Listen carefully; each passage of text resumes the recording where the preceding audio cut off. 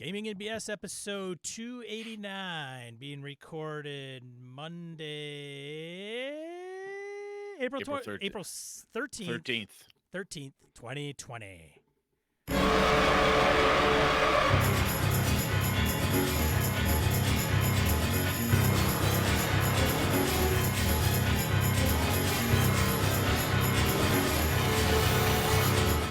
Welcome to Gaming and BS, a tabletop RPG podcast. I'm one of your hosts, Sean. And I'm Brett. Welcome to the show, folks. Welcome back. Glad everybody's here and on board. How the hell you been, Sean? I'm doing fantastic, Brett. How are you? Not bad. I feel kind of bad, and here's why. Today's my son's AJ's 14th birthday. Oh, It's today, and you can't have a birthday party, right? true. He normally has his closest friends over, and I run D&D for like 6 hours for him. A couple of them don't have the equipment at home to do Zoom or anything like that. So he's like, "Oh, we'll just wait for us to end, and then I'll have a big party." I'm like, "Yep, buddy, that's what we'll do." So, Well, that sucks. I'm sorry. Yeah, I could see how that would. I think this is probably hardest on the kids, right? Like, I mean, my kids don't. I mean, they have all the technology here, so they can do stuff and excuse me, whatever. But AJ misses his friends, right? yeah. And I miss my friends. Normally, by this time, Sean and I have like, "Hey, let's go get a beer after work sometime. Hey, you got a new job? We should go get lunch or something." And this is as close as we get. Kind of sucks on that part. But little guy's 14. He's pretty happy. Yeah. That's pretty cool. We'll talk about your game later in the setting and whatnot, but so we're going to talk about Mothership. We're going to talk about that later on, main topic. But how did you ran the official since we ran the survey and people said, "Hey, yes, you two jackasses run games for us." You ran the first game. You are older than I am, so you're one of my age scouts. If you make it, I know it's safe for me to proceed. And this is the same thing. Had you run your game first, so did it go okay? Am I safe to proceed? I think it went fairly well. It was session 0, so Mothership, which we'll get into, character generation, which Mr. Hobbs when I told him, he asked me, so that night, Hobbs from Hobbs and Friends asked me to join his game, and I said, no, I'm running session 0 Mothership, and he's like, well, you don't need to run a session 0 for Mothership, which he is correct. Like the guys, all 5 of them, I mean, they created a character in like less than 10 minutes. Now remember, session 0 is more than just making characters. That is fair, and that's why I did want to have one, because I also wanted to make sure that the players were clear on like some of the rules and if they had any questions and things like that. Yeah, and I'm going to run on the 25th. I've got an Avalon game that I'm running. And, excuse me, I can say, hey, it's 5e. Most people are like, oh, I know 5e or whatever. They can go read up, do a little research, whatever. But I will still start the first one. Like, hey, here, I'll give out the pre-gens ahead of time and do some Q&A. So, I mean, there'll be stuff going on. I'm going to treat mine similar to a con game. Yeah. But even so, it bears... I've never played Mothership. So if we were I'd probably have a lot of the same questions anybody who played with you didn't have. So I think sometimes when we think session 0 is all about character gen, that is not the case. Not the case. All the other fun things we can talk about, we can throw out there. But before we get too far into that, how did it go though? Everybody have fun? Do you have a good time? We did. I thought we had a good time. I know some people will tell you that having fun is not the only part of the game. Yes. What's the point of doing this if it's not fun? Well, we had some pretty good laughs at certain junctures of the. So we have it we streamed it here on Twitch, and so it's recorded here. I'm going to upload it to YouTube, but we had some good chuckles along the way, I think. Okay. Made fun of Jeff Goad not being able to unmute himself, even though he's a podcaster, and the fact that he's run it. So he was surprised that I told him like, "Hey, we're running Dead Planet." And he's like, "Dead Planet? Oh, I've run that like twice." Oh, And I'm like, "What the hell is he doing here? Like, what are you doing here, Jeff?" he wants to see how you do it. Jeff and I had talked ahead of that. He and I You have got a mentioned it. little side project we're noodling on together. Just it's piece at a time as we work our way through it. And I told him, I said, well, this way you can find out how not to do something. And he's like, Brett, that's me. And I'm like, yes, it is. Oh man, it was fun. It was fun. So they have all their characters generated. The ship is up in the air. Like we didn't really get into the ship. I'll Okay. probably create that for them and set the tone on the first session and say, okay, you're all on this ship, and you've been tasked to do this. X or whatever. Yeah, I can't say too much. Dan's in the chat room, so as we're Yeah, speaking. you'd be wrecking stuff. But yeah, and it's a lot of random stuff in. All right, we'll talk about that later. Yeah, we'll talk about it later. I just wanted to know that you had a good time. That's what matters. We had a good time. Also, but on another subject, I ran Tomb of Annihilation this past Saturday with Jeff and the gang. Virtually, of course. How'd it go? Not good at first. Oh, yeah. At first. I was on the verge of going on to Roll20 and pulling my subscription. Like I was so pissed off. Wow. Yeah. What part of Roll20 was not functioning for you? Oh, I was literally getting browser crashes. Just puke. Like wow. Yeah. I was so ticked off. Were you running you were running the weekend? I was running on the weekend. So I run with my home group, I run Avalon on Tuesdays, and Alpha's running a Thursday night, the Undermountain game. And so far Alpha's game, we had a couple different browser issues that time, but otherwise, I don't know if it's a weekend thing where their servers don't get the shit kicked out of them or something. But regardless. Yeah, so I was super, super ticked off. I used a couple different browsers, was not using video, was not using voice, shut everybody down. It was atrocious. And I thought, I did it one time. I said, I'm going to shut everything down. I'm going to reboot. I'm going to launch one browser, and I'm going to launch Zoom and no other tabs. And we'll see how this goes. And if it pukes out, I swear to God, I am going to kick Roll20 to the curb. And it worked from there on for the rest of the day. But Brett, they heard your threat. That's what it was. Dude, some browsers have memory leaks, and if you don't restart your computer or kick that browser to the curb, your memory just expands and expands and expands, and then it just ends up puking and not being able to do anything for you. So this is a very good point. As people are gaming online more, and as you and I are gaming online more, I believe it's worth, before you game online, if you've been running your PC all day, whatever it is, if you can clear that browser history for the last hour, whatever it is, save all your favorite links, whatever, blah, blah, blah, blah, blah. But reboot your PC, reboot your computer before you start as fresh as you can. Alpha and I had talked about it with what had happened on Thursday, and I said, this is last Thursday. I said, I had my Mac up and running all day, and I was doing lots of different stuff in browsers and moving over here and doing whatever. I said, I'm willing to bet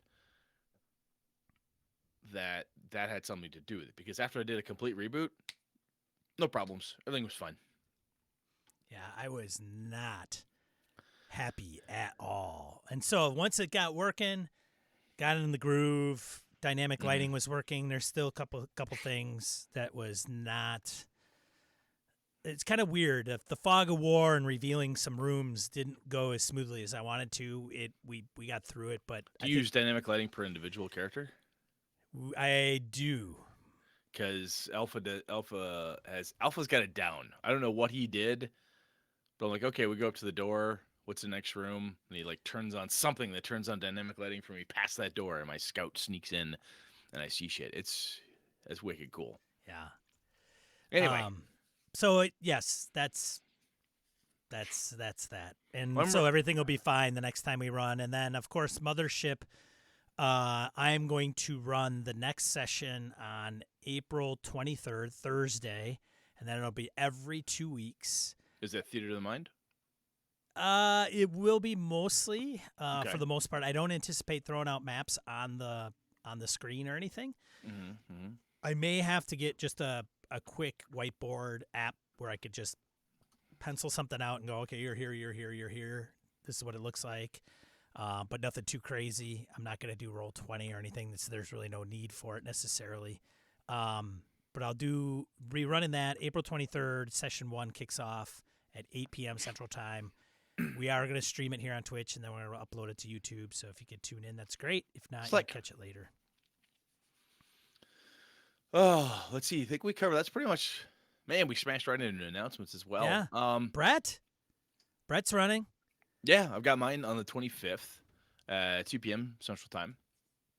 That'll be on Twitch, which is really, really cool. Thank you very much, Sean, because I can't do this. I cannot host this without Sean. So Sean said, hey, you want to stream it? I'm like, I'd love to. I have no idea what I'm doing. He's like, dude, of course I'm going to do that for you, which I think is very generous of you, Sean, because it's your free time. Look at Brett's background, man. It is just phenomenal, dude. My wife has a green screen. She's a photographer. She loves photography as a hobby. So I walk into the room when she's working on her Mac, and I said, hey, she happens to be working in Photoshop, as photographers are wont to do. I said, I know you've got this little backdrop hanging thing. Can I borrow that and buy a green screen? She goes, I have a green screen. Like what kind of idiot am I that I don't know all the backdrops? Looks fantastic, man. Yeah. And the lighting, dude. I thought Brett's always kind of coming, with no lighting and no camera. She came in the room. She's like, this is dumb. Turn lights around, move things. She's like, there. This is how it works. So, but we didn't get to finish what Brett was saying. So he's running at Streets of Avalon because we didn't mention you were running that. Yeah. On the 25th, Saturday. Yep. At 2 o'clock Central Time. We're going to be streaming it here on Twitch. I'll be here kind of running things in the background. And that'll be 5e, the system, just in case 5e. People are unfamiliar with Streets of Avalon setting, 5e rules. Correct. Yep. Thanks, Sean. And again, dude, thank you preemptively again for streaming it for me, man, because I can't do that without you. Yeah, absolutely, man. So Jared Rasher wants to run a Streets of Avalon game. And he's like, hey, so what do you think? I'm like, dude, run a game, man. You bought the book. Run the game. Run the world. Do it. Go, go, go. So we've got some info in our forums out there. He's talked about it. So he hit us up over Twitter. And I'm like, yes, goddamn-lutely. You get out there and run you some Avalon, son. So that's really cool. And I'm incredibly flattered that Jared wanted to do that at all, which is really cool. So thank you, Jared. I really appreciate it. As of this recording, he may have one commitment, but he's looking for, I think, around 5 players. And cool. If you head over to our forums at forums.gamingnbs.com, by the time this drops, I'd hope he'd have his players all set. He does have a questionnaire that kind of mimicked some of the questions that Brett and I put out there, like, have you ever gamed online? What's your email? So you can get contact info, things like that. So he is... Go to the forums. We'll have a link in the show notes. And if he's got a waiting list.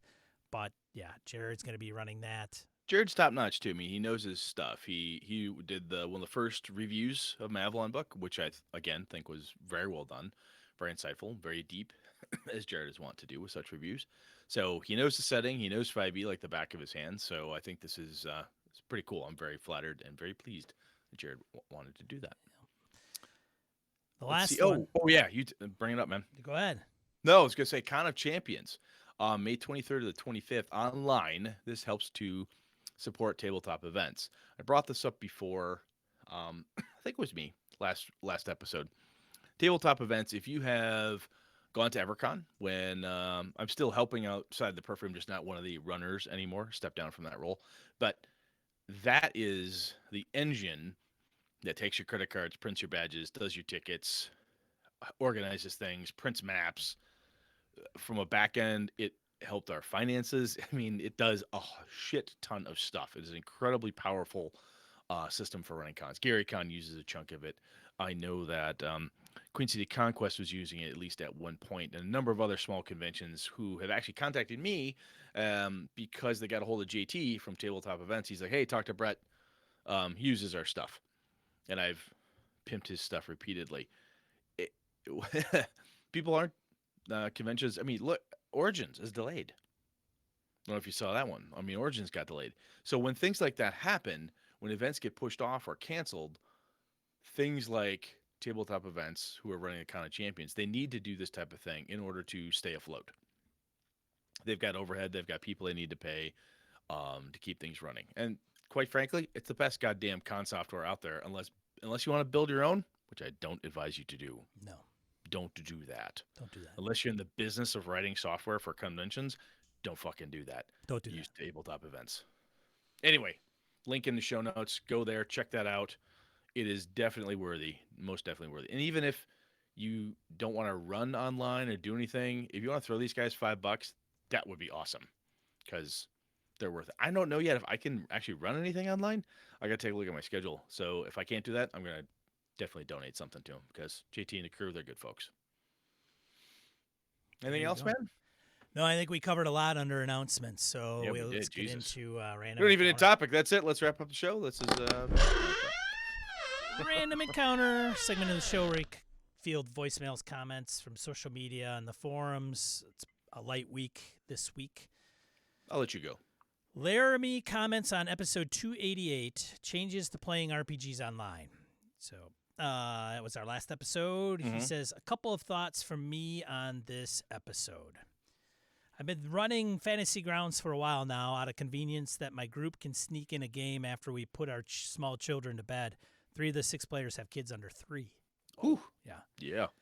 It has its perks, but I know I, for one, would still far rather play face-to-face, but it's way better than nothing. I have started adding tools to my toolbox, including music and sound. You guys were talking about getting too tied up in it, which I believe, fortunately, I have the inverse issue. I forget it a lot, which is cool. It makes it a bit more punctuated when I remember it. As far as other tools, I get a lot of mileage out of OneNote when running my online game. Also, while I know voice is more popular than video, my preference, if I can meet face-to-face, is video. I feel like it's a lesser barrier than voice alone and keeps the game more personal. And speaking of barriers, my last point, I had a first-time gamer play a one-shot with me last week. Hey! Nice, man. All right. I feel, let's see. And a good friend of mine, mutual nerd / coworker / drinking buddy, but hadn't ever gamed. I don't think I've ever seen a first-time gamer take to it so quickly. Oh, that's awesome. He didn't have to figure out which dice did what, when to add what modifiers or anything. Oh my God, I think I butchered the crap out of that. He didn't have to figure out which dice was which, when to add what modifiers, or anything. He just had to hit the right button on his character sheet. Anyway, stay safe. Cheers, Laramie. Very cool. Hey, Laramie, you're a nurse. Stay safe, brother. Yeah, I want to see you at the next convention. Yeah, You take care of yourself, man. that's right. On the front lines. Yep. Oh, and speaking of, if Sean and I have, all right, so I'm going to digress for a second. We want to talk about gaming. We don't want to just talk about current events because it can be very depressing. But folks like Laramie, Weregator's wife, is a nurse, and I follow her on Twitter. She's an amazing person. I've met her. She's wonderful. She's a nurse. My oldest daughter, my stepdaughter Michaela, is a nurse. She just moved out to Portland. She's working at the VA out there. All of the people in that space, and I'm not just talking doctors, nurses, and medical professionals, all the people out there who are doing the essential worker thing. And I had to run to the store today for something stupid. So I'm like, I'm going to go buzz in, buzz out as fast as I can. And I look at the men and women who are there working. That's a tough gig. It's a depressing gig, and I can see that. I could feel it in the building when I was in it. And for all of you men and women out there who are listening to us, thank you very much. It's goddamn awesome that you guys are doing what you're doing. So I know our thanks is not, it's not money in the bank, but it's goddamn awesome that you guys are doing what you're doing. So thank you. Keep at it. Yes. Appreciate it. Yes. All right. So go back to Laramie's content here. One thing he says, you guys are talking about getting too tied up in it, i.e. the music and sound and whatever. He said, I make up for it because I have the inverse issue. I forget a lot. And honestly, I find I have the exact same problem. If I say, hey, I'm going to use music, and I rig up a thing, and then I get going, like, ah, fuck, I forgot I had a sound effect for that, and I forgot the dragon breath, and I forgot the noise, and there was a Dracula attack. Ah, shit. I spent 2 hours setting up a thing, and I forgot. That's okay. Quite frankly, that's part of it, and sometimes um, we will be tougher on ourselves when we forget that stuff than the players will. But or even a player saying, "Oh, I had a really cool. I worked on my, German accent I was going to use for this character, and I was really getting into something, and I completely forgot to do X that I was really going to do with this character. I feel like a fool." You really didn't let anybody else down. So don't take it so hard yourself. So I would say that to Laramie. I'm like, hey man, it happens. I forget shit too. It's like forgetting the drowning rules in the middle of a swimming game. You're like, ah, crap. Somebody look that up. It happens. You're gonna try a new trick of the trade and you're gonna fall because you're gonna forget about it. Totally fine. Yep. Totally fine. I would say though, my advice is that if you continue to forget the thing, it might not really be a thing you're interested in. Yeah, you got to wonder how slash quote unquote Vital. important, and vital it is if you're forgetting it. If you're halfway into the campaign, like, fuck, I was going to use this wonderful soundtrack every time they encounter the vampires, and I completely keep forgetting to run the goddamn soundtrack. Just dish the soundtrack. Try it another time, kids. It's totally fine. Yeah. Totally fine. We good, man? Yeah, let's get into the main topic. Yes, let's. All right.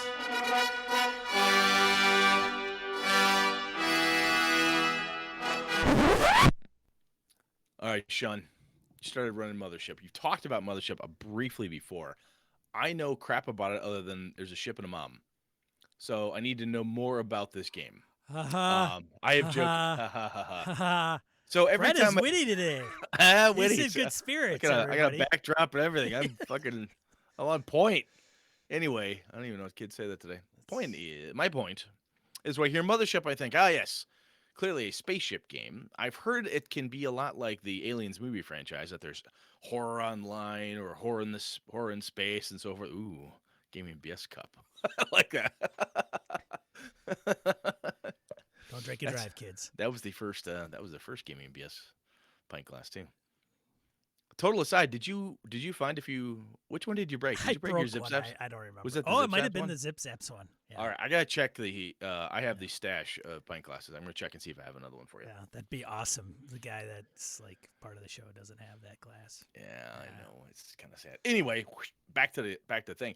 I don't know enough about it, so I want to know about the system. That's the word.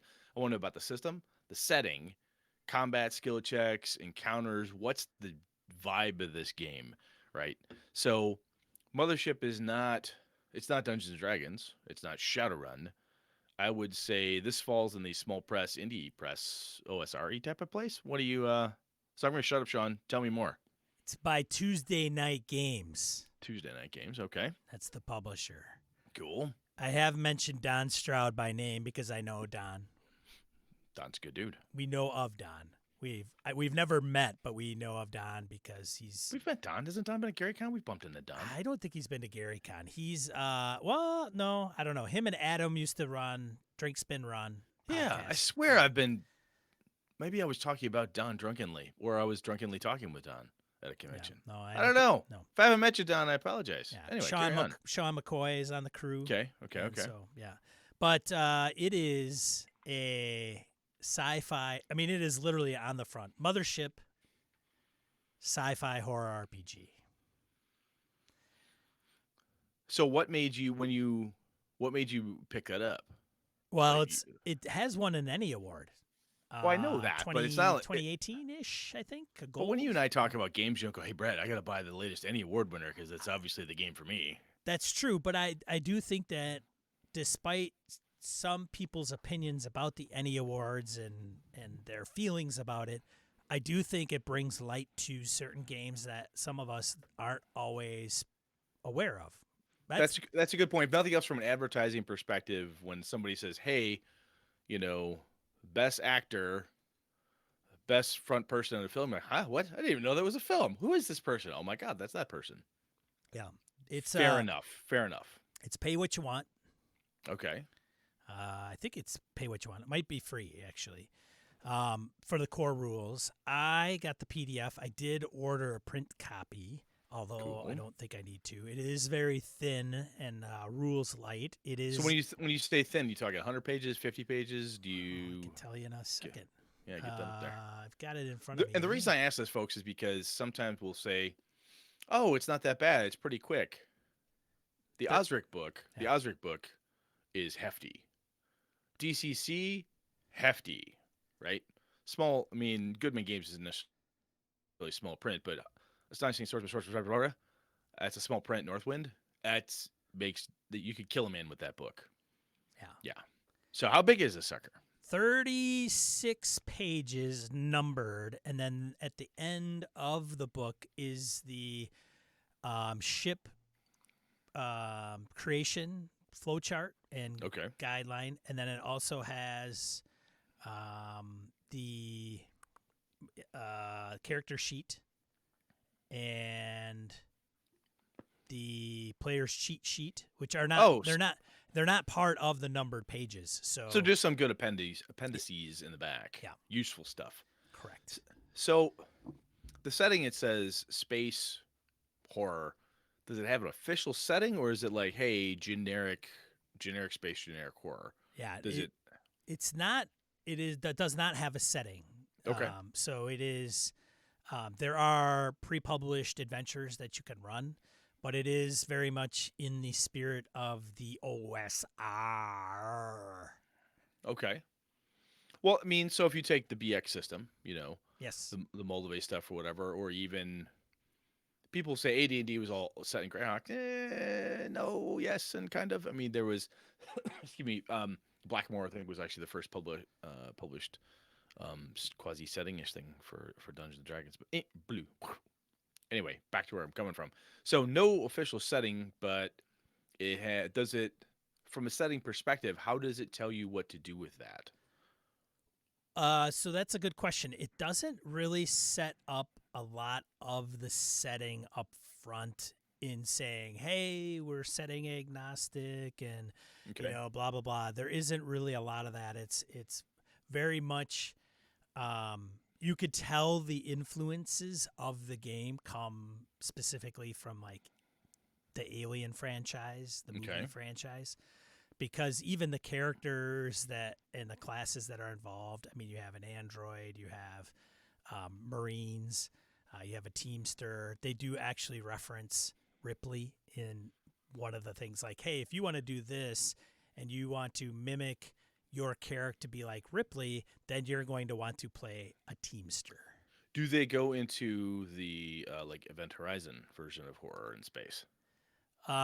They don't call it out specifically, but you could certainly play it. I mean, the thing about this game is that if you want to run a science fiction game with a horror bend, this will fit that mold. Now, if you're looking for specific classes, like, oh, I want classes that are similar to The Expanse, right? The Amazon, I think it's on Amazon now. It used to be the Sci-Fi channel. So they're not, because it hasn't picked a specific setting. The classes are going to be more agnostic, generalized, like Teamster, Pilot, Correct. that type of thing. Yeah, I mean there are only 4 classes, if I'm not mistaken. So you have Teamsters, Scientists, Androids, and Marines. Okay. Now you can be a captain of a ship, but that's Mhm. more of a component of probably, I would say, Teamster or Marine. Probably Marines or with pilots. Yeah, and that's where you're going to get one of the skills that'll allow you to do that. So if you've got the pilot skill, then you can qualify as a captain of the ship. I know you're not a big Warhammer 40K person, but do you know enough of Warhammer 40K to say, oh, I could do a Gene Stealers, I could do a Chaos versus. Does that strike you as that you could do a Warhammer 40K type adventure with it? I mean, I'm sure there's If you don't know, you don't know. No, That's I'm fine. sure there's people out there that could say, "Hey, I'm going to use Mothership to run in a 40K setting." But I don't think that because the 40K setting is so rich that I don't think it would be. Oh, to genericize it would be tough. yeah, it's Especially if you only got those 4 classes, you'd immediately say, well, I need a psychic. I need a, even if you took Space Marines, you're going to want other powers and things with it. Okay, fair enough. yeah, and it's really is about horror. Like there is, I mean, it's not, hey, we're gonna play Firefly, and this we're gonna use Mothership. That is not the intention of the game. It is literally like, imagine like the Thing would be a great influence, right? Oh, okay. Yeah, yeah, yeah. Take the Thing, put it in space, or take the Thing, put it on a planet, and the group goes down to the planet. Perfect example. Aliens, perfect example. Which is essentially the Thing in space. Exactly. In a weird way. Yeah. Any weird movie that has a horror bend that's science fiction that you're like, and it may mimic even space travel or sublight, or maybe there is a little bit of an FTL piece to it, but it's not Star Trek. It's not Star Wars. It is definitely not Star Wars. Star Wars. It is genuinely maybe like even what I would consider maybe some good B movies that, hey, it's starting out like it's a exploratory mission and shit goes wrong on the ship and then it crashes on a planet and then things are revealed and then you see the trailer flashing back and forth between stunned faces of the actors and actresses and shit is obviously hitting the fan and things go awry. There's a stress mechanic that's involved that you inflict upon the player characters, which completely ties into panic. You're doing perfect here. So hold on Yeah. a second. So we established the fact that it is setting agnostic. It's designed to do a horror in space perspective. Great. So in my experience, when you're doing something, hey, this is agnostic setting wise, but to get the feel, and this is the thing I think that Savage Worlds does really well, is it says, hey, setting agnostic for the Savage World system, but the mechanics of that game, in Brett's opinion anyway, really enforce the type of play they want. They got the Benny economy, they get this flowing, they got that. They try to do the fast, the furious. I think it works really well. I have not. Laramie and I were talking about. I think Laramie is the one and I talking about Hackmaster at one point at Gamehole Con, and it sounds like the system really helps to drive, blah blah blah blah. And we've said this before. I can do the classic old school Brett. I can do any game with any system. Watch me go, kids. But a good system does inform the type of play.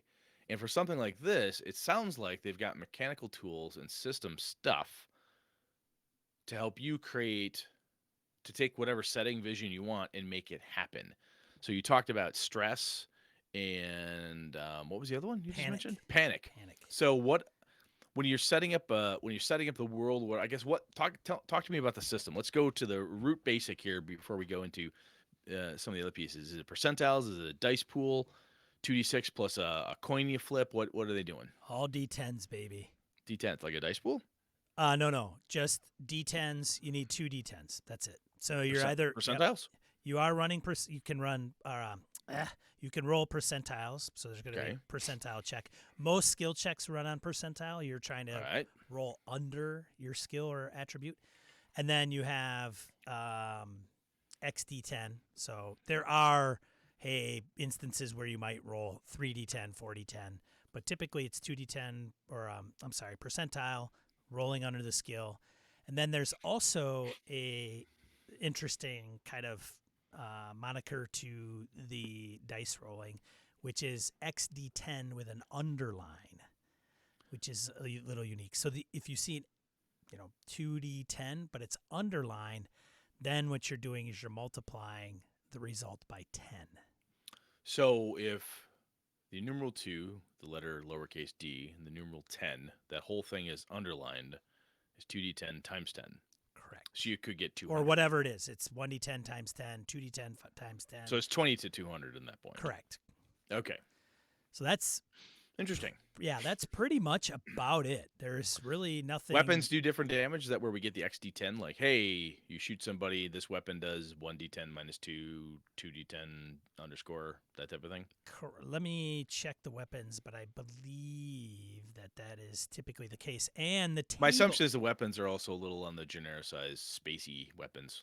They are. And you've got your, this type of rifle, this type of weapon. I'll tell you, man. There's a thing that games like this do when it. You have chat about this. I think we were talking about this before with weapons, and if most weapons do a D8, why do you? Right. What does it matter what it's called? It's like this is the D8 weapon. Good. It's an axe. It's a sword. It's a stick. There's something I like about the fact that you could say slug thrower, 2d10 plus 2, Right. if that's the thing. And go, oh, what does my slug thrower look like? I don't care. You've got the Colt Python Supermax. Good for you. Move on. You So don't have to get there's super noodly. smart rifle does damage 1d10 underscore. Okay, Right. 1d10. Yep. Oh, so that's 10 to 100. Yep. And then That's pulse fucking- rifle is 5d10, no underscore. How many hit points does your average dude have? I'm assuming. How do you kill a dude in this? A character, not a player. Sorry. Yeah, player. it's Don't pretty kill players, lethal. kill characters. It's Oh. it's pretty lethal. It's all against their health. So their health is derived from, I believe, their strength. So basically, they have hit points, health points. Correct. Yep. And it is a very lethal game, I understand. Is Jeff has, like I said earlier, Jeff Goad from Appendix N podcast has run this a couple times, and I think at one point he had a TPK in Dead Planet, the adventure that I'm actually running. So it actually says, I think, in the game that you typically want to run away. You don't want to typically fight if you don't have to. Okay. Excuse me. So that's important to me because that invokes if I want to do something like, it's been a while since I've seen Event Horizon, but that can have a very Cthulhuid type twist to it. Or one of my favorite weird ass sci-fi horror games is John Wick did the I'll have to look it up now, but he did a Yellow Sign trilogy. And there was the World War II one, which I ran you through, Sean, at the Game Hole a while back, a couple years back, the first time Joe came into town, ran that. And then there is one where you're on a spaceship and things go crazy. So this sounds like it could fit that type of bill as well. That type of Cthulhuid, it's horror. You're not going to stand and fight the monster. It's better to run away type of thing. Right. As a matter of fact, there is a mechanic where if the Marines panic, so some of the classes kind of have some synergies, right? So if a Marine's in the room, and there's another Marine in the room, they can kind of feed off of each other. Where if one of them panics, then it's kind of a demoralizing component. Game over, man. Game over. Total game over. People start to freak out. There isn't the steadfast, hold your ground type of mentality, and shit starts to fall apart pretty quick. That's also where we get your five words for retreat, which are Marines. We are leaving. Right.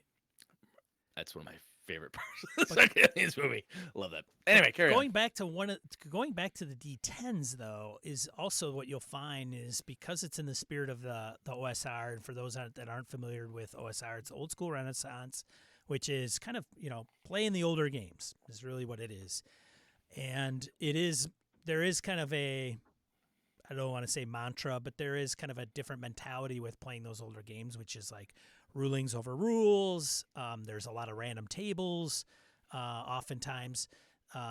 Big list of skills, not so much. Not so usually. much, right? Yeah. Okay. Some would say player skill over character skills, but that could be debated. That could be argued. Right. But going back to the D10s and how it is OSR is there's a ton of tables. Like there's a ton of tables in the Mothership basic, the rules. And then when you get those supplements, there's random tables throughout Dead Planet. And I don't have a Pound of Flesh, which is another adventure that they published. Okay. I'm sure there's different tables throughout that.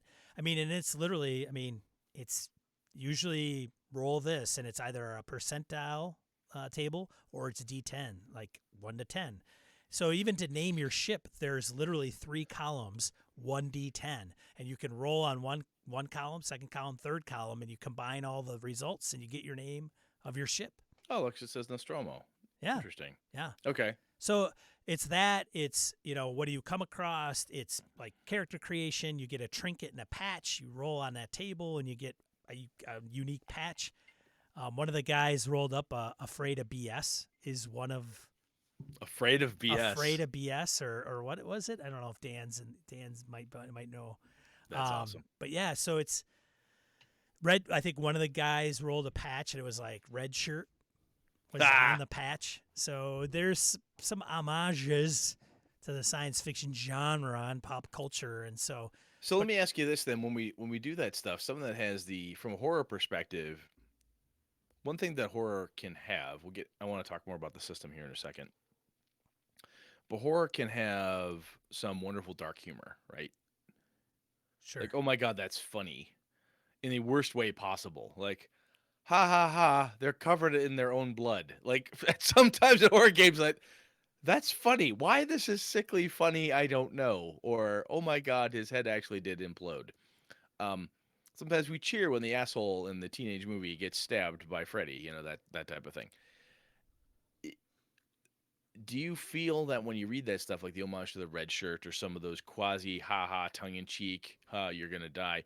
Do you think that trivializes the horror aspect of it, or do you think it just adds a nice punctuation for that dark humor to come? so I think as players, we all approach role play. I shouldn't say we all. Many times we look at a game and have we're all buddies, friends, and I think when we sit down at a table, we all share different types of humor, and I think with role playing games, that's not wholly uncommon. Like I think there's always a joke that's made at a table. I think there's levity, and I It think used, I mean, back in the old days, it was whoever quoted Monty Python, you get them to shut the fuck up, right? Because it was a Monty Python fest. right. For those of us who are old, in their 40s, maybe the kids today do the same thing. But yeah, I get what you're saying. There's We so often look for fun, and funny is fun. correct. So I think that while you could be super serious, like this is a really serious game. Let's like Hmm. okay, like Yeah, exactly. okay, I'm serious now. Okay, let's get down to business.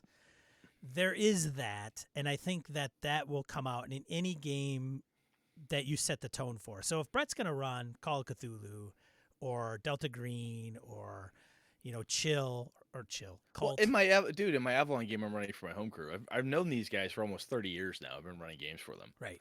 It has a dark component of it. One dude, like Lenny's buddy, wakes up. He wakes up alive. He's got puncture wounds on his neck, and maybe there's a vampire. Oh, that's craziness. His buddy he thought was dead comes crashing in the inn. All sorts of craziness is happening. People are like, oh, that's disgusting. And the way Alpha says it is just funny. And the way this thing happens, you're like, oh my god, I could see you saying that, and it's funny because it's not funny type of thing. Right. So, having said that, I don't think by rolling a patch that says red shirt takes away from the game's overall, hey, this is a horror game. That's good. And I think it also depends on who the game master is. In which case, in this game, it's called the Warden. Okay. Okay, Oh, yeah, Warden, and then how you set the tone or how the players are. I picture in our game that there will be like a more of a oh shit, this is gonna suck. Oh my god. Of course it's this, right? And so it probably because of the gang that I'm running this for, um, it's not gonna be serious business all the time. well, there are certain times when you're watching the horror movie or the story, you're like, yep, oh yeah, yep, oh yeah, uh-huh. Yeah, Chester's gonna put his head in the thing. Yep, look, Chester lost his head. I fucking saw it coming. He's the guy that sticks his head in stuff. That's just what he does. Look at Chester. He's a moron. Of course Or it see, latches onto my head and of sucks my course it brain out does. of my Yeah. skull. Yeah. I assume it rips my heart out and I die. Well, yes. Yeah, I mean, why wouldn't it? That's just what it is. It's called a heart ripper. But Yeah. but also, as the party walks down a corridor and it's a quiet ship, and if I'm going to run sound effects, Mhm. and you hear the hum and you don't hear anything, and all of a sudden everything becomes deathly quiet. You can't even hear the sound of your breath or Yeah. the respirator. The lights are dim and then there's a flicker at the end of the hallway. Somebody's So going to either make a comment or they're going to to break that, or they're going to they're go with like, it. This is really tense. I bet this is where the monster comes up and chews my ass off. Yes, yes, Sean. The monster's gonna chew. No, he's not gonna literally chew my ass off, right? No, seriously, he's gonna bite you in the ass. That's what he's gonna be gnawing in your ass. Right. Yeah, that's what's gonna happen. Yeah. So let's talk more about the system. So if I want to, what kind of stats do I have? Is this strength, intelligence, wisdom, dexterity, constitution, charisma thing, or is it what do you got? 4 stats. What are they? 4 stats. Strength. Strength. Do you know what that does, Brett? I'm assuming it indicates how strong I am physically, so how much I can It lift does. or punch things. Very good, Brett. Lifting, pushing, hitting things hard. That's what I get for gaming since in 3rd grade. I've Yeah. picked up this skill. That's a vocabulary. Speed. How fast you can move, dexterity type of thing. It is, and it is really reacting under pressure. And speed specifically plays a role with initiative. Ah, okay. That's a good point. Yeah. So having said that, when you roll speed, okay, or you roll in combat, you roll against your speed. If you succeed on your speed check, then you go before the baddie. If you crap and don't succeed in your speed check, you go after the baddie. So if there's 5 of us playing and 3 of us pass and 2 fail, how is it kind of a side by each type of thing where the 3 of us that pass, we decide it's Brett, Jeff, and Sean, we passed. Poor Eileen and Phil, they're last. So Brett, Jeff, and Sean get to figure out which one of the 3 of us goes first, or how does initiative function? That's a good question. I actually don't know. I think it is Sean a. doesn't read I the think it rules. is He a. has no idea what he's I talking don't about. know that one.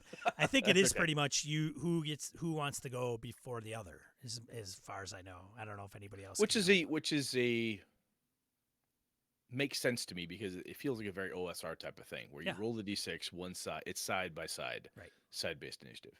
So okay, we've got that. How do I fight? Oh, sorry, keep going. Sorry. We didn't get through the stats. Strength, speed, and intellect. All right. And combat. Combat. Okay, so combat sounds pretty. Is that for hand to handy? Is that for shooting stuff? It's how good you are at fighting. All types of fighting? Yeah. Very nice. Yeah. Simplified, so I don't have to be a master of knives and guns. I can just be a combat dude. Well, and there's skills, right? So there's a firearm skill. Oh, there is. So I was going to ask you that. So how extensive is the skill list? Yeah. Well, the skill list can get, and it's kind of, so Brett, you've played FFG Star Wars. Mm-hmm. You remember the talent trees?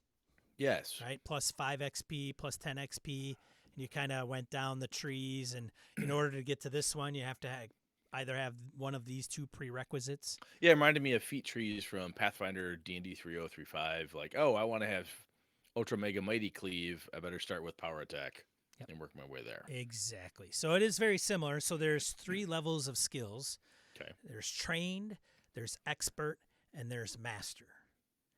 And so you have to be trained in order to get to the expert, and you got to be expert in order to get to master. And then at each one of those, you get a plus onto that skill. So in other words, so say for example, I think Jeff was military training. So he picked military training, okay, which is under trained.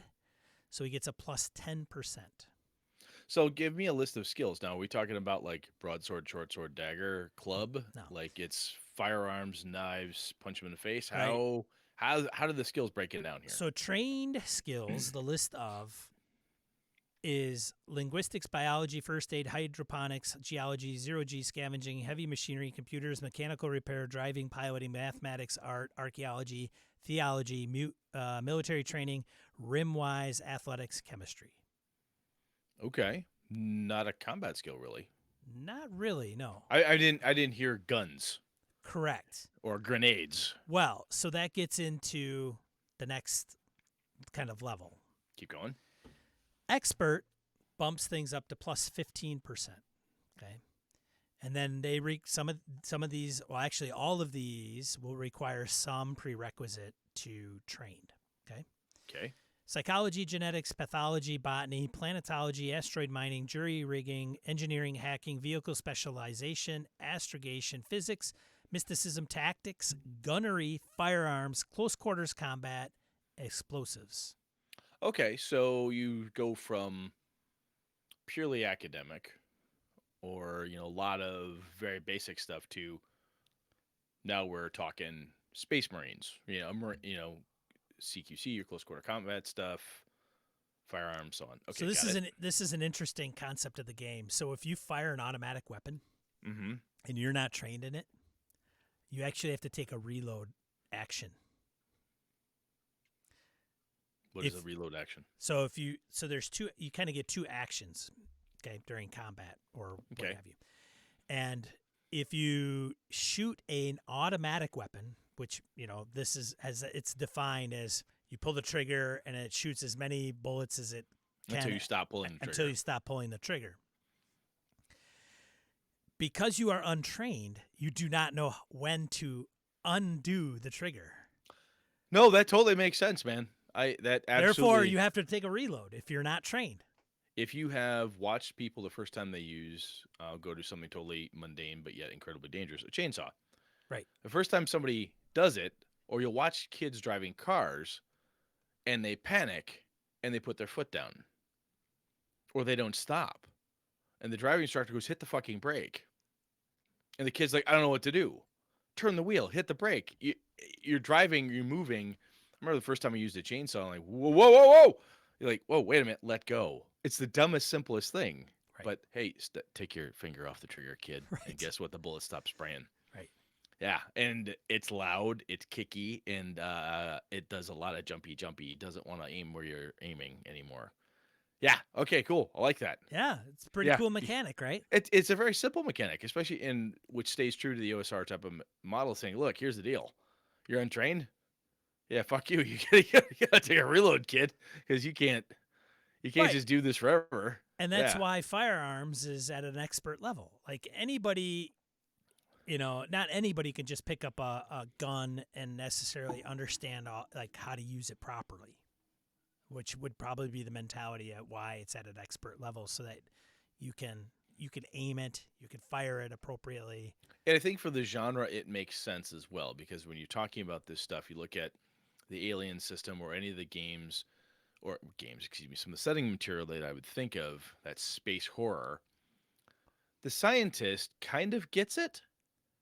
Right. He can pick up the depending where he is, he picks up the Colt 1911 and starts pulling the trigger. And it may or may not work because he doesn't realize he first has to pull the goddamn hammer back. Oh, he didn't pull the slide. Oh, he didn't properly seat the magazine. He's not gripping it properly. The grip, blah, blah, blah, blah, blah, blah, blah. There's a lot of different things that can cause it not to work properly. Therefore, you need to at least be experienced. I get it. And it fits the genre quite well. I like that. So then it goes into Master, which is at a plus 20%, right, at that skill level. And it's sophentology, xenobiology, surgery, cybernetics, robotics, AI, command, hyperspace, xenoesotericism, and weapon specialization. So very cool. The list on the expert level, master, is significantly shorter. Also, I should state that there are blanks there. So as a warden, you can, if a player says, hey, Sean, I really want to I want to have this specialization. And if you want to craft a game, right, a setting of any kind, you've got room to grow. Yeah. Cool. Like it. So if I want to make a skill check, I want to check my xenobiology. It's just percentiles? Just percentiles, roll under. It works.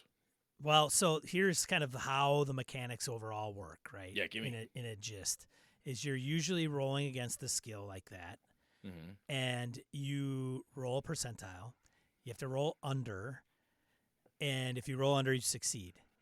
If you roll under and you roll doubles, it's a critical success. If you roll doubles and you fail, critical failure. It's a critical failure. There are opposed rolls. Are critical success and failures narrative based, or are there definitive rules like this is what that means? Typically narrative based. Okay. Yeah. So you know what I mean? Like, a critical hit, I do double damage, or a critical failure, I lose a turn. It's not that cut and dried. It gives you more room to wiggle. Correct. It's a catastrophe. Got it. Yeah. Like it. Now, when you do opposed checks, the uniqueness is, okay, Brett, you and I are going to fight. Yep. Okay. You roll your combat check. I'm going to roll my combat check. Got Okay. it. You have a combat of 40. I have a combat of 40. Okay. You roll a 35. I roll a 25. Who do you think succeeds? We both do. So we both succeed, sure. But there You is a should- person that wins You this. should beat me because you came in even lower. And that is not the case in Mothership. In Mothership, an opposed roll is whoever rolls the highest without going over. Oh, wow. That's tricky. So if Yeah. I'm fighting the xenomorph and the xenomorph has the same principle, then I'm assuming I fight the monster has. Oh. Yes. So it's this. Oh, you know what's interesting about that is you're pushing the edge of failure Yeah. to win. Sure. No, seriously. Yeah. Ripley in the Aliens movie, spoilers if you haven't seen one of these, for God's sakes, where have you been? Trying to do a thing, kick the alien out. She's like right on the very verge of I may or may not make this. It's the skin of your teeth win, right? You roll the percentiles, you have a 30% chance. You roll a 29. Son of a bitch. That's like right on the edge of failure, man. That's dramatic winning. Okay, I get that. I like that. That's a emulation type of thing. I think it's very clever. Yeah. I think that's pretty cool. Yeah. So there is some pretty subtle nuances with the game that are really rather interesting, I think. And you need to pay attention to those pieces because just from me listening to you explain it, I'm like, oh, that's an emulation nuance. Oh, that's a piece too. And taken together, it's going to make a more intense experience, I think. Prediction. Brett runs this within 6 months. Yeah, I'll have to. I got It to has a shot. Has advantage and disadvantage as well. Nice. Yep. Getting assistance from a player character, taking certain drugs that may enhance them or maybe not enhance them. So it sounds simple enough with the skill checks and so on. It doesn't have like special social encounter rules or mini games of grappling or anything like that. It's all just a flat set. I like that. There's an actual. So the nice thing about the game too is what I mentioned in session 0. You hear me typing as I look up Mothership on that's fine. right now. As the guys created their characters within like 5-10 minutes, there is an actual flow chart to character generation. Okay. Like it is. Roll these stats. Pick a class. And then when you pick, and the class has columns. So when you pick the class, it goes, oh, these are your columns. And based on that column, you get bonus on certain things. So if you pick Marines, you get a different bonus than if you pick Scientist. Fair. You just fill in the blank. You add this and this, put this in this space. Then your ability's done. So it's very simple character generation, very quick. But also, I forgot where I was going with. Combat, the player cheat sheet is super awesome. Basic mechanics, stat checks. It has saves, right? So there's sanity, fear, body, or armor saves. Okay, because those are also can be opposed, right? Give me a body save. Give me an armor save. There's critical hits and failures I mentioned, advantage and disadvantage, there's skills, and then there's opposed checks. Like that's the basic mechanics of the whole entire game. You know what's pretty cool though is there's enough opposed mechanics and different components that from a horror perspective you get to run I need to beat the bad guy to the big red button. I need to power this door open. I need to, you know what I'm saying? All those stressors that you get out of a horror environment. I need to be able to pull this thing off. There's a 1 in a million chance, but I just might make it. You've got to have the ability to make the opposed check of some, win, lose, or draw, right? That type of thing. I like it.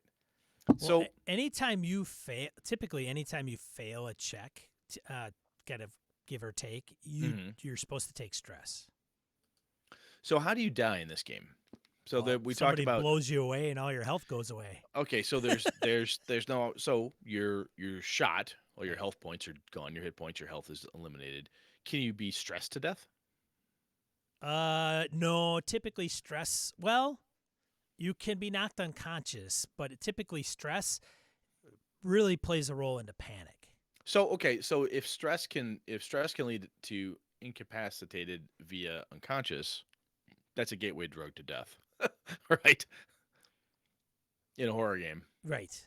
Ah, clunk, monster eats your head. Hey, guess what? You're dead. Well, and so when you hit 0 health, typically you make a body save. So just because you hit 0 health doesn't mean I'm 0, I'm done, I'm dead. Ah, again, another horror wonderful thing. No, I've got just enough energy. Hit the button. There you go.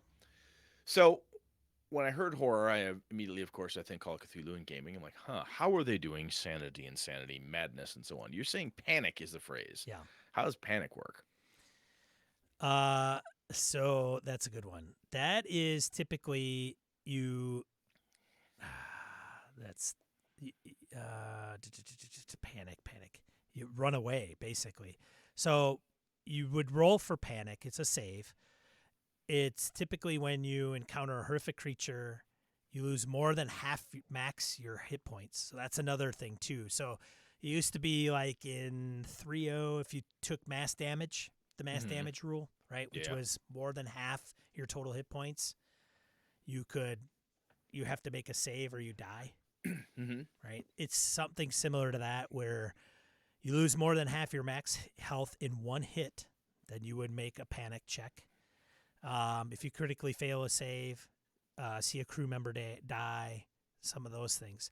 And when you panic, I can't remember. I think obviously you are running away. Now, just for full disclosure, Sean has not. This is the first time you've run this. I haven't run it yet. So I'm grilling you like you're the rules master on this. So I appreciate the fact that you know this much this quick. But it's less than 50 pages. So yeah, it's not overly. You make a panic check. Rolling a critical success could mean a variety of things. Blah blah blah. So if you save, it's like a crisis check. I think. Does anybody help me out in the chat room? Nobody. Okay. Nobody. Cool. Nothing. Damn it. Crickets. It's like this.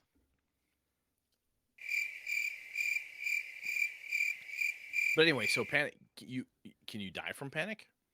Like you go insane and die in Cthulhu. Do you panic and die? I guess is the idea. No, I don't think so. Can you lose your shit? Yeah, you would lose your shit. I think it's more or less like, hey, I'm getting the hell out of here, and you end up running away in fear. So if you let's lean on the aliens trope. If you've seen the second Alien and Aliens, the second one with the Space Marines in it, when Paul Reiser's character panics, does something stupid, and then he dies. Spoiler, sorry. Right? Yeah. There's plenty of those times when somebody panics and does a dumb thing, and then they shut the door. Okay, I've locked everyone else in the closet. I'm sure the monster's in a room with me. Motherfucker. It happens. So there is a panic table. Okay. Right. Yeah, it can't be no star game on that table for panic, man. Yeah. So a panic check determines whether you are able to keep your cool under pressure, right? So you make a stress check, 2d10. If you roll over your current stress, you don't panic, and you relieve one stress. But you roll for panic on the panic effect table to the right, and then you add your current stress. And the panic effects are this. Laser focus. So you could be like, I have to get out. I have to kill the monster. Major adrenaline rush. So I'm going from lower to higher rolls. Fair. Anxious. And each one has a mechanic effect to this. Okay? So when you say what happens when you panic, you roll on this table, and then whatever that is results in even more stuff. So crippling fear. Role play that, kids. There you go. Crippling fear. So gain a new permanent phobia. Whenever you encounter this phobia, make a fear save at disadvantage or gain 1d10 stress. Nice. Right? Overwhelmed, gain 1d10 stress. Rattled, let out a blood-curdling scream, disadvantage on all rolls. If your stress failure causes you to gain stress, this is what's called a stress death spiral, people. Because if you're gaining stress and failing and making it harder and harder and harder. So you roll a 30 plus, Brett, on your check. Yeah. Guess what you suffer? Catatonia. Heart attack. Die. Instant death. This game is for me. I love this game Dude, already. you would love this game. I'm telling you. You'd be like, I oh, I looked it gotta up play on this thing. I looked up on drive-through. It is pay what you want. Suggested price of $7. So for crying out loud, throw $7 at Tuesday night games and grab a copy is what it sounds like to me. So okay, very cool. But yeah, it's the player's cheat sheet, which is on the back cover. It'll literally outline combat. Okay, do this flow chart over here. Yes, no. Go to the next one. Fail, succeed, go this way. And so it's very simple, straightforward. There's a lot of tables to roll under. I mean, if you're in a pinch, you could just roll on a certain table in some of these adventures, and it'll tell you what's going on. But it's a slick. It's funny. It's some games are made overly simple, and that's kind of the uniqueness of it. Like the one-page RPG contest, right? Yes. What can you write on a one-page RPG where you're not putting a bunch of mechanics into it, right? And I literally like the beauty thing is not only is the presentation of Mothership so eloquent, but like literally flow charts, the combat and how it's laid out. So it's not complex, but it doesn't insult the intelligence of the player. Yeah, I mean, this is a toolkit, right? It says, hey, this is what you need to have to run this type of game. We're not going to give you a complicated setting. No. We're not going to give you pages of backstory. Nope. We're going to assume that you have an idea that you'd like to run, and this is the thing. If you read this, you're like, I want to do it, but I don't know how, you go find Dead Planet, Pound of Flesh, Hive Mind issue 1, which is Hive Mind issue 1 is actually free on drive-thru. I'm looking at now. Mothership: The Haunting of Ypsilon 14. They've got stuff, right? So there's cool shit out there by Tuesday night games that you can get a hold of, take a look at, and there's some pretty cool stuff you can pull off. So even creating a ship, like hey, life support. You start with life support. If you have life support is how many human people are on the ship. So Brett, give me a number. 12. 12 people on the ship. You're going to need at least, you're going to divide that by 10. That's how many life support modules you have to have on the ship. Oh, interesting. So I can say, I need 2 of those, huh? One's broken. And if you have one's broken, and you have 1 life support unit, your hull value is 1. Nice. Yeah. And so you just go to the next one. Okay, select jump drives. Boop. Fill that in. And those are all pieces that are life support jump drives. Those are all tropes within that horror space or a space in general theory, right? You're stuck on a ship. We've talked about this before, like the stuck on a pirate ship thing or whatever. You need to puncture the hull. The life support is gone. One of my favorite old Firefly episodes was when their life support starts. They can't make oxygen. People leave, whatever. The whole episode is around the fact that they don't have this piece. One stupid piece of hardware like this size, less than the size of a football, and everyone's, it'll kill you because you don't have air, don't have Atmo. What caused it? What broke it? You go to look at it. It's got green slime on it. It's been burned by acid. Who the fuck it? What now? And then it goes downhill from there. It starts bad and only gets worse. The asteroid passes through, punctures the hull, destroys something, and next thing you know, you've got the color out of space in space. Wow. Very cool. Is there anything else about this game that, so this is cool, everything you said. What about this when you first saw it drew you to it? Was it, I gave you shit that it was an Origins Award winner, but is that what drew you to it, or what made you think, hey, I got to check this out? Because I've seen copies of it. Yeah. I'm looking here on drive-thru, and you cannot get a print edition on drive-thru, so I don't know where you can get a print edition. You can get it at Exalted Funeral. Exalted Funeral, okay. Yeah, I've got one on order. It's taken them a little longer. But I remember seeing them at GaryCon, hard copies, and went, I've always passed it by for whatever reason. And somebody like Hobbs goes, it's a good game. Like, so is 100 million other things. Sure. I'm trying to figure out what it is I'm going to buy. Yeah. But what drew you to finally pull the trigger on this sucker? I had heard about it. And it was in passing, and I thought, I'm gonna check this out and see what the hype is. And it's pay what you want. I think I threw them, $5-10, whatever. And when I started like just reading it or looking over the layout and how things are put together, I was just, I mean, dude, we talked about innovation in RPGs, and we have a long ways to go. But this game there's just, I mean, to put these guys in a room and go, oh, this is how we should do it. I got to give them a lot of props, man, because there's a lot of games that are out there that are just not easy to figure out. It's complicated. And I don't say you and I, we've been in the hobby for a while. So it's stuff where it's a 300-page rule book. No big deal. But we've talked about this, easy. Man. Yeah. Rule books have to serve multiple masters here, right? They have to be a textbook. They have to be instruction manuals. They have to give you setting material. Da da da da. And the thing I think that they did, which is smart, and some people do not like this, and there's no fault against people who do not like it, is there's no setting included. By no setting included, I believe you're able to focus back on the critical what makes this thing do what it's supposed to do and stay to that. You don't have to say, oh, and in order to then emulate the fact that this takes place on SETI Alpha 5, which is a mothership setting, you have to have blah, blah, blah, blah, blah. A little self-promotion here. When I did at the Avalon piece, like I didn't worry about, I'm going to use the 5e mechanic. Sure. I said, here's the setting, and here's how you run the setting with that system. I didn't have to retread how you do advantage. I didn't have to retread any of that stuff. I could just focus on what makes Avalon Avalon.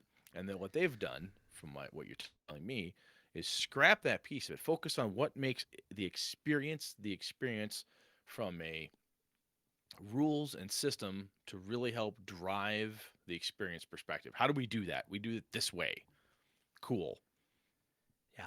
For $7 to $10, and here's some adventures. Figure it out. Yeah. Do you see this as a campaign type of game, or do you see it as more of a one-shots only? Well, and I say one-shots, we can define that differently, but I'm talking like, do you see this as saying, oh, if I ran this could last as long as Tomb of Annihilation, or do you see this as saying, 4 or 5 sessions? I think Jeff, and somebody mentioned it in the chat earlier, where I think Jeff TPK'd his party the first night he ran Dead Planet. Oops.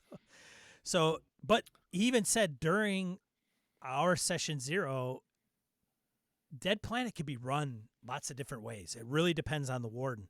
It could depend on what the warden puts the crew, the situation. And that's a very OSR type of approach too, is that when you're playing an OSR game, if you're playing AD&D, hell, even 2nd edition D&D, BX, Dungeon Crawl Classics, any of the OSR styled systems, you could fucking die. Yeah. This is just the thing. And you could run your character up to a level, and then he croaks, make a new one. So the last question I have for you, is there from a campaign perspective, some people have said to me that they don't think a game has campaign potential because the characters don't grow, right? Where even in Call of Cthulhu, you can expand your skill sets by rolling dice and getting better at something.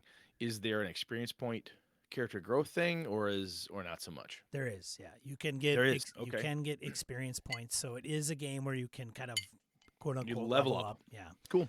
So there is that. You can run a campaign. I would see Dead Planet as, so I'm running Dead Planet. Once it's done, whether they succeed or fail. So there is no reason why you would not be able to have an ongoing campaign, because there is, some would say, maybe some more higher lethality rates. But it's like, BX, man. You create a magic user in BX. He's got 4 hit points. Man, you He's stub your toe and you're freaking done. So, but at the same time, these guys, like, even the ship I have to create, like, well, what kind of ship should we get? What size? And I said, well, it probably makes sense to get a ship that carries like 20 guys, because when they die, I can just go into the ship and like, hey, grab another one. Private Bretsky, Oh, comes forward on the next mission. Staff Sergeant Kelly, get out here. Exactly. You You need know? you need the bodies. Yeah, No, I'm with you. if you got a party of 5 and they're the only ones on the ship and one of them dies, Yeah, bringing because another this isn't replacement could like be tougher. old school D&D where like, I'll go back to town and get some hirelings. You bringing all your hirelings with you, kids. Pack that shit. Pack that shit. You can hire mercenaries in this game. Well, that's what I'm saying. Those is pack them into the ship, kids. If you can. I Well, like it. and that's This is another cool. thing too is like in the spirit of hirelings and all that mercenaries, you can actually do that in Mothership as well. And there's a small like little NPC sheet, and they have certain attitudes that you roll on a table depending on what you get. So some are cheaper than others. Like they got name, job, hits, combat, instinct, loyalty, and notes. And so the crew, these guys could hire extras. Nice. So Cool, man. yeah, Well, that's good. I think we're getting a little bit long here, but not too bad. I think this is good. You got my interest, definitely. yeah, I'll be interested to see how the next session goes yeah, and what the final after action report is. yeah. All right, let's get into die roll. Holy Let's shit, move it man. on, man. Jeez, Let's really. go. All right. This is good stuff. This is good stuff. Brett, he's going to run this. No question. All right, die roll, 2d4 miscellaneous points of gaming and geekery you want to bring to you. Few this week. I'll go through them really quick. Excuse me. Renaud Bartin, because English is not his first language. Exalted Vales Kickstarter coming. Exalted Vales is a land of mystery bathed by a mystic energy. The utter most strange phenomena occur there, and the most impressive of them are called by the inhabitants, the manifestations. So if you want to check that out, You don't have a link in here to Mothership, you dummy. I don't Get have a link Mothership to link in Mothership. there. Get a link in there. That'll be in there. All right. Next one, Degenesis. Brett, you'll want to check this one out too. Yeah? Yeah, it's all PDFs are free to download. Watch the trailer on YouTube.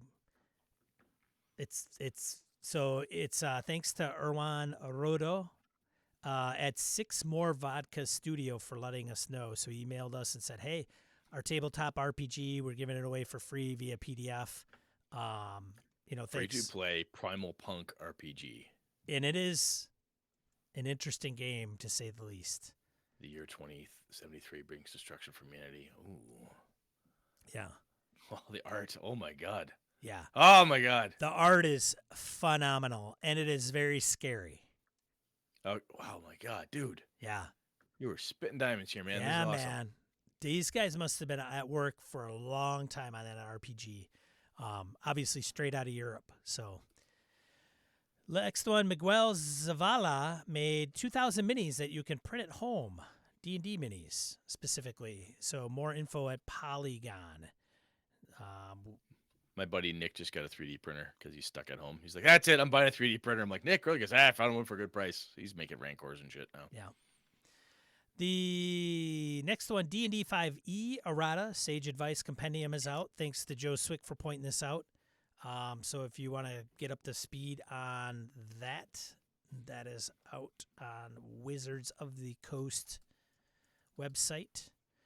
Last but not least, at DM David Blog started a thread on Twitter about the quirks of D&D. Check it out. Thanks to Joe Swick on this one as well. So the quirks that he has in Twitter is the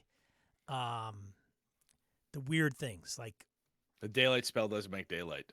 yes. By relaying an object from PC to PC in consecutive turns, a group can make the object outrace a jet in 6-second round. So this reminds me, I think I still have Murphy's Rules of Gaming, which was a Pyramid magazine thing that Steve Jackson put out. It had wonderful little things where I can't remember which game it was considered. I think it was RuneQuest. Children are considered nuisance animals. They had it's just wonderful, fun, crazy shit like that. Oh, cool, very Yeah. cool. So it's cool if you want to put something in there. I was reading them and it was kind of hilarious. So, but that's it. That's all I had for this week, Brett. It's good stuff, man. I don't know what we're gonna talk about next week. This was pretty damn cool, dude. Thank you very much for sharing what you know. Yeah. We'll figure it out. We got some time. Yeah, we do. All right. Well, hey, thanks for everybody that's tuned in via Discord and Twitch. Thank you so much. Be sure to Absolutely. follow us. We'll take this recording, put it up on YouTube as well. Otherwise, I'm one of your hosts, Sean. And I'm Brett. Good night and good game and all.